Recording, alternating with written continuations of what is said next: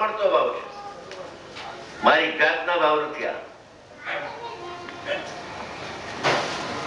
મોહ આદિ અંતરંગ પરિણામો, કર્મ ને કર્મના પરિણામ અભેદ છે. દ્રવ્ય કર્મ અને એના પરિણામ મોહ, રાગ, દ્વેષ, દુઃખના પરિણામ એ દ્રવ્ય કર્મની સાથે અભેદ છે. કે ત્યાં ક્યાંથી આવી ગયા રાગ દ્વેષના પરિણામ? અમે તો એમ સાંભળ્યું છે કે રાગ દ્વેષ જીવમાં થાય, જળમાં થાય તો વાત સાંભળી નથી. કે તે વાત સાંભળી નથી ને એ જ વાત મારે તને કેવી છે. તે સાંભળી નથી ને એ જ વાત મારે તને કેવી છે. તો ધ્યાન દઈને સાંભળજે, તારું એમાં હિત થશે, કલ્યાણ થઈ જશે, વેદના થશે. મોહાદી અંતરંગ પરિણામો તથા નો કર્મ શરીર, શરીર આદિ, શરીરને બધનો કર્મ કહેવાય ને બહાર ના ફરતા અબધનો કર્મ કહેવાય.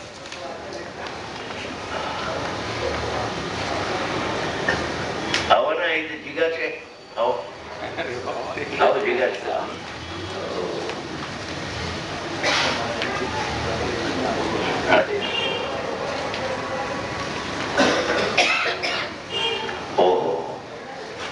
અત્યાર સુધી તો એમ સાંભળ્યું છે કે ભૂતગલ તો જળ છે, એમાં રાગદ્વેષ ને શું ક્યાંથી આવ્યું?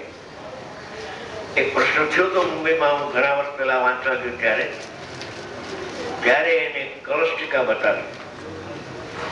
કલસ્ટિકામાં 3જા નંબરનો કળશ છે કે આ રાગદ્વેષના ભાવ ક્યાંથી આવ્યા? એમાં અહીંયા રાગદ્વેષ છે એવી મિથ્યા બુદ્ધિ આ જ્ઞાન થાય છે, એ તો ભૂલી ગયો સાવ કે અહીંયા ક્યાંથી આવ્યું. એનો ખુલાસો કરે છે કલસ્ટિકાકાર કે અનાદિકાળથી પોતે અજ્ઞાન ભાવે પરિણમે છે. અજ્ઞાનનું નિમિત્ત પામીને સામે કર્મની પ્રકૃતિ એ પ્રકારે રસ લઈને બંધાઈ જાય છે. એનો અનુભવ રસ અહીંયા રાગ થાય છે, એનું નિમિત્ત પામીને અહીંયા રાગ બંધાય છે. અહીંયા જે ભાવો થાય છે અજ્ઞાનીને, એનું નિમિત્ત પામીને કર્મની પ્રકૃતિમાં પ્રકૃતિ, પ્રદેશ, સ્થિતિ, અનુભાગ 4 પ્રકારના મત પડે છે. અહીંયા બંધાણું છે અનાદિકાળનું. અજ્ઞાનના નિમિત્તે, અજ્ઞાન માત્ર નિમિત્ત થાય છે. અજ્ઞાનીનો ભગવાન આત્મા નિમિત્ત થતો નથી કર્મના બંધમાં. કર્મના બંધમાં પરમાત્મા તો એનો કરતા નથી ઉપાદાનપણે, પણ નિમિત્ત કરતા પણ પરમાત્મા કર્મનો નિમિત્ત કરતા પણ નથી. તો નિમિત્ત કરતા કોણ છે? કે અજ્ઞાનીનો અજ્ઞાન ભાવ, એમાં નિમિત્ત છે, કોઈ અવસ્થા નૈમિત્તિક છે. એમાં રસ પડે છે રાગ દ્વેષનો, અને અબાધાકાળ પાકતા એ ઉદયમાં આવે છે ત્યારે એ જ્ઞાનમાં ઝલકે છે. જ્ઞાનમાં આવતો નથી રાગ. શાંતિથી જરા સાંભળવા જેવું છે. અંદરના ભેદ જ્ઞાનની વાત ચાલે છે. રાગને આત્મામાં થાપીને નહીં સાંભળતા ગાતા. પેલા રાગને કર્મમાં થાપો અને આત્મામાં જ્ઞાન થાય છે એમ તમે જાણો. જ્ઞાન એટલે સમ્યક જ્ઞાન નહીં, મિથ્યા જ્ઞાન નહીં, જ્ઞાન થાય છે. ઉપયોગ લક્ષણ પ્રગટ થાય સમયવર્તી. એક એ છે કે પૂતગલના પરિણામ છે બધા. કર્મના પરિણામ અને નો કર્મના પરિણામ એ બધા પૂતગલના પરિણામ છે. પૂતગલની સત્તામાં થાય છે, જીવની સત્તામાં જ્ઞાન થાય છે, નિમિત્તમાં રાગ થાય છે, ઉપાદાનમાં જ્ઞાન થાય છે. હવે ક્યાં એ ભૂલે છે એ વાત હમણાં કરશે.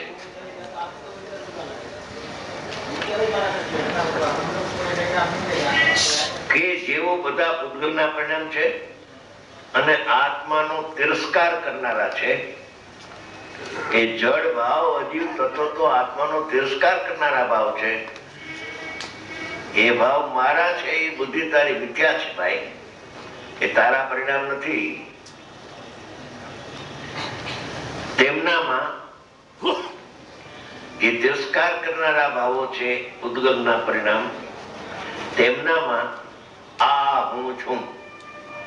ઉદ્ગમના પરિણામમાં રાગ થયો અને રાગ જ્ઞાનમાં પ્રતિભાસે છે. રાગ જ્ઞાનમાં આવતો નથી.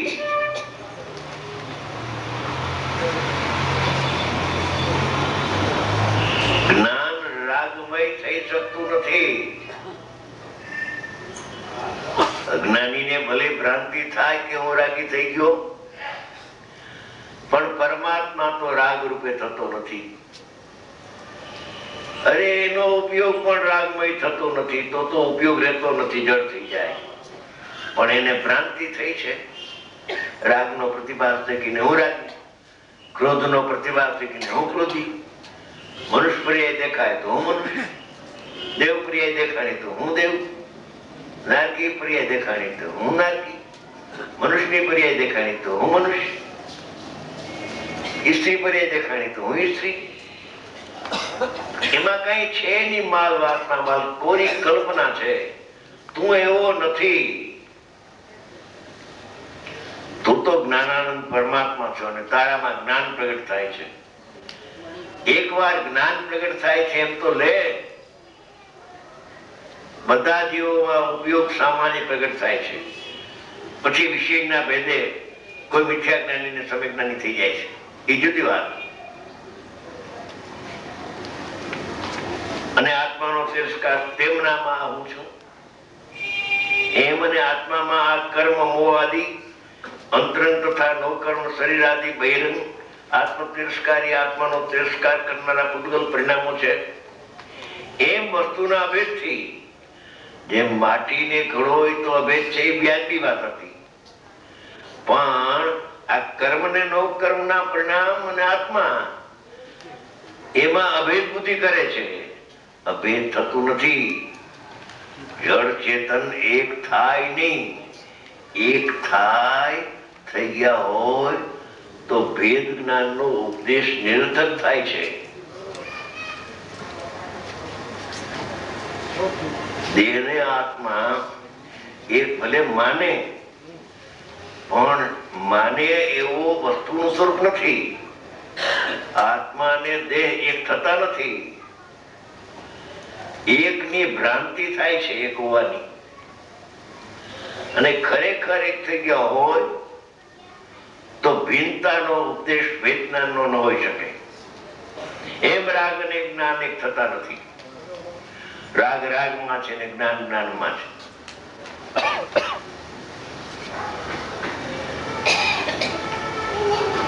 રાગનો પ્રતિભાસ થાય છે એવું જ્ઞાન ગણાય છે. ત્યાં રાગથી એનું જ્ઞાન વિમુખ થઈ જાય છે. આ પ્રતિભાસ શબ્દ ચમત્કારિક છે. જરા રાગ થતો નથી, પણ રાગનો પ્રતિભાસ થાય છે જ્ઞાનમાં. એ પ્રતિભાસ થાય છે એ તો જ્ઞાન છે. રાગ એમાં ક્યાં ગયું? અગ્નિનો પ્રતિભાસ થાય દર્પણમાં તો અગ્નિ દર્પણમાં આવી જાય છે. સ્ફટિકમણીમાં લાલ ફૂલનો પ્રતિભાસ થયો તો સ્ફટિકમણીની પર્યાય રાતી થતી હશે? ત્રણ કાળમાં રાતી ન થાય. એકને રાતી લાગે છે, બીજાને સફેદ લાગે છે. જો એ સ્વરૂપ તો બધાને સરખું લાગવું જોઈએ.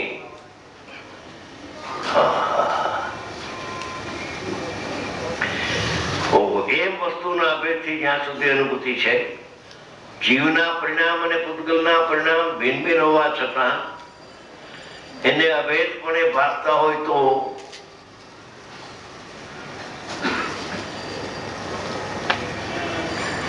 ત્યાં સુધી આત્મા પ્રતિભૂત છે. એકત્વ બુદ્ધિ એકત્વ થતું નથી. એકત્વ થાય તો વિભક્ત ન થઈ શકે. શું કહ્યું? દુઃખ અને સુખમય આત્મા નારકીના જીવો બહુ દુઃખી છે, નિગોદના જીવો એના કરતા વધારે દુઃખી છે, કેમ કે અહીંયા જ્ઞાન પીડાઈ ગયું છે વધારે. પણ દુઃખ અને જ્ઞાન કદાપી એક થઈ શકે નહીં. એક થાય તો ભેદ જ્ઞાન નો ઉપદેશ નિરર્થક જાય છે, તો કોઈને ભેદ જ્ઞાન જ ન થાય. એક થઈ ગયો એ જુદું ક્યાંથી પડે? પાણી મેલું થયું, પર્યાયમાં માટીના સંગે પાણીની અવસ્થા મેલી થઈ, એ વાત ઠીક છે, પણ પાણી તો એ વખતે સ્વચ્છ છે, પણ પર્યાયમાં મલિનતા છે ત્યારે પાણી સ્વચ્છ કેવી રીતે રહી શકે? કે જો સ્વચ્છતાનો નાશ થયો હોય સ્વભાવનો, પાણીના મૂળ સ્વભાવનો, તો ફટકડી નાખતા પાણી પર્યાયમાં સ્વચ્છ પ્રાપ્ત ન થાય. એક તો થયું નથી. એમ જીવ મિથ્યા દ્રષ્ટિ થયો નથી. હાય હાય, મિથ્યા દ્રષ્ટિ થયો નથી. તો ચાર ગતિ કોની? ચાર ગતિ ને અજીવમાં નાખી દે, જીવને જુદો લઈ લેનારી કોર.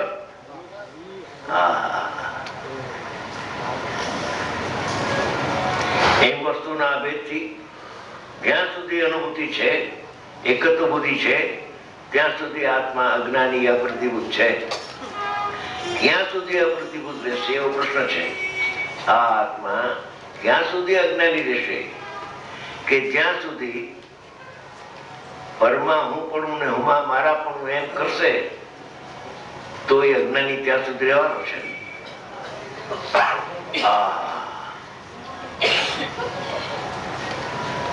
અજ્ઞાન થાય છે, પણ એવું અજ્ઞાન ન થાય કે ટળે નહીં.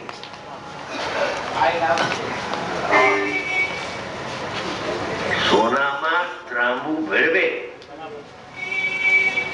અને ચાંદી ભેળવે, છાસ્યું સોનું કહેવાય, પણ ચાંદી ને સોનું કદાપી એક થઈ શકે નહીં. એમ જ્ઞાન ને રાગ જુદા જુદા છે. જ્ઞાનમાં જ્ઞાન છે ને રાગમાં રાગ છે.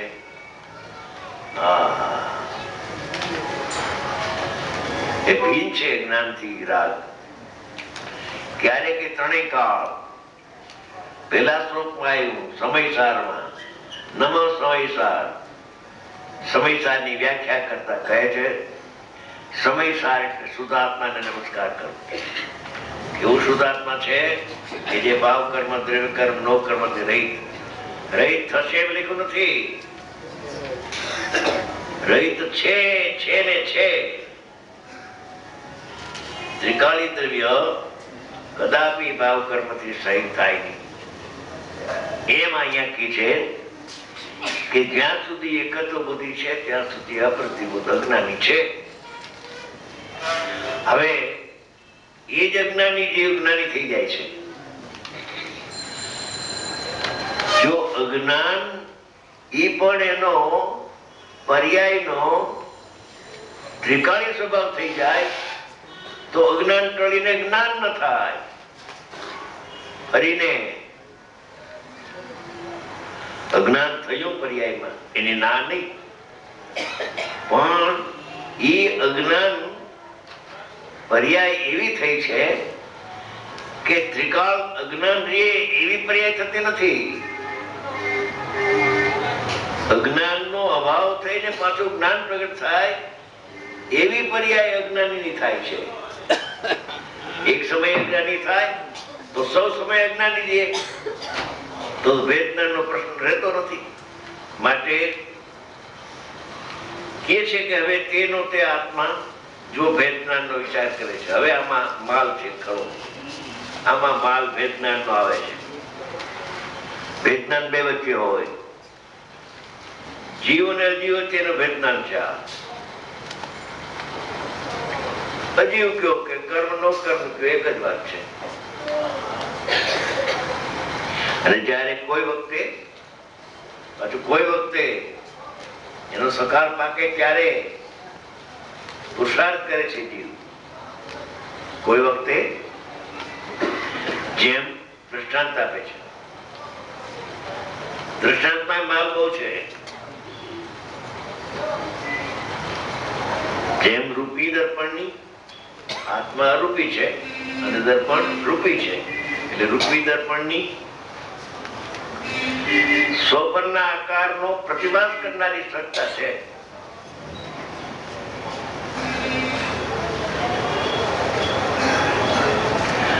દર્પણેશ્ય સ્વપર આકાર અવભાષિની એમ સંસ્કૃતમાં છે, એમાંય છે.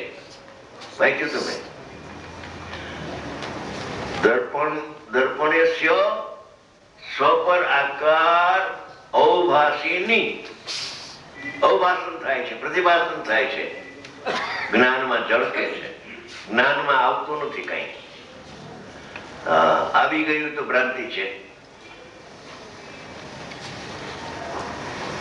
દર્પણની સ્વપરના આકારનો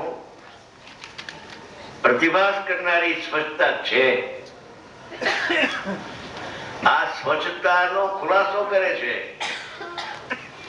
કે દર્પણની સમયની પર્યાયમાં, સ્વચ્છ પર્યાયમાં સ્વપર પદાર્થો ઉભાસે છે, પ્રતિભાસે છે. કોલસોય પ્રતિભાસે અને અગ્નિ પ્રતિભાસે અને એમાં એનું દળોય પ્રતિભાસે. સ્વપર બે લીધા છે ને.